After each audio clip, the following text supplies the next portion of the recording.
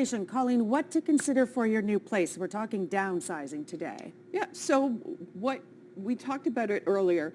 What do you need? So when you consider your new place, is it about your budget? Because again, some people are downsizing simply for economic reasons. Mm-hmm. So what do we need? Do we need a mudroom and just as you mentioned, or just a one-car garage?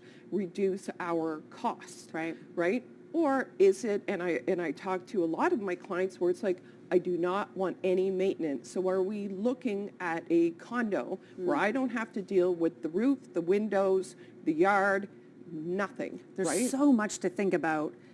And once you have those answers, I would imagine it really streamlines the process. You know, amenities that are available, that's important too, right? Depending on where you are in your life. So where you go next, what you want around you. Right. So if you have a change in a relationship and you are parting ways, then possibly having, parks nearby or good schools, or if you're downsizing because you just don't want the big house anymore, then what if it's about, I don't want the car and I want to walk to the grocery store, I want to walk to the bakery, I want to walk to Farm Boy. Right. I just want to be able to do that. And so depending on the pivot that you are making, it's really important to make a move, as we've always discussed, with a plan, because you don't want to make a move and going, I don't know why I did this. Yeah, right? because that could be the difference between staying in the middle of the suburbs in Stittsville versus going to a trendy street down in Hintonburg, where you walk to your pizza joint, you walk to get groceries, everything is right there. Right, and even if it's a different lifestyle entirely. It really is. And then even some people like, what are the amenities in regards to what if we went down to Perth and Arnprior, right? Do we have high speed available? Yeah. Because I'm done. I don't need to go to the government office anymore, and I'm going to get closer to the water. Mm-hmm. And so we have to think about all those things.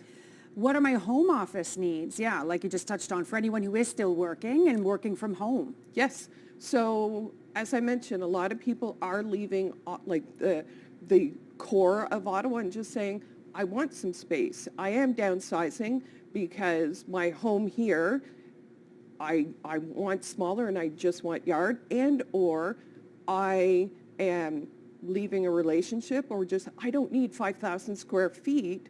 So do you have high-speed internet? Do you need a home office space? Do you have is it the third bedroom, right?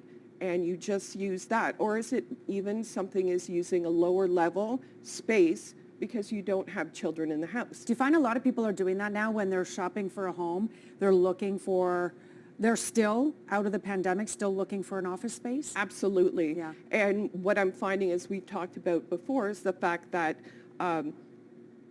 open concept is difficult unless people don't want open concept anymore as much? Okay. Unless sometimes we have some beautiful kitchens out there and it's just like, as long as I've got my cute little office space, the kids are in school from 9 until 3 and, I'm okay with that, then you're using that space. Yet people are really still talking about office spaces, mm-hmm. and this is something I talk about a lot of times with Ottawa builders. Please don't get rid of office spaces. And a rare find that I was talking with one of my clients was a 3-bedroom, 1-car garage with an office. And I'm like, that's a rare find. He's like, really? And I'm like, yes. Yeah. So great opportunity there. This is a big one. How many people are going to be in that household? Right? So when you're downsizing, I want you to think about myself. Am I going to have grandkids? Or are you going to In which you may be hosting big family dinners. Do you still need like that big dining room? Yes. The big dining room space for all the kids and all the grandkids. Right. So think about what your family looks like 3-5 years from now, or are you going to host your in-laws, and that they need to have a space, right? The kids are gone, yet you know that the in-laws still like to come from overseas, right. And so we need a space for them. So we really need to think again, as we've talked time and time again, about planning ahead at least 5 years. Yeah, and it can have a lot to do too with, like it's funny you say the in-laws because the timing might be just that the kids go off to university and then the in-laws come and live with you. So maybe there's not much of a change anyways at the end of the day.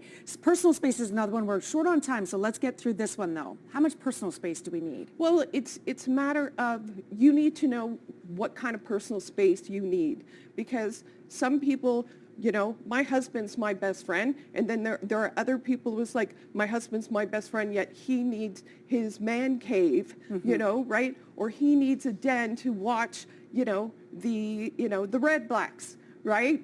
And so we need to just think about your personal space. Is it your bathroom? Is it a spa?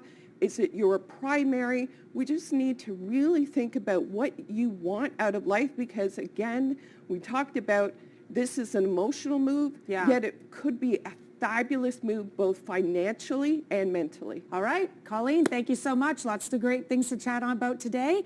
If you'd like to keep the conversation going with Colleen here, so you can reach out to her directly.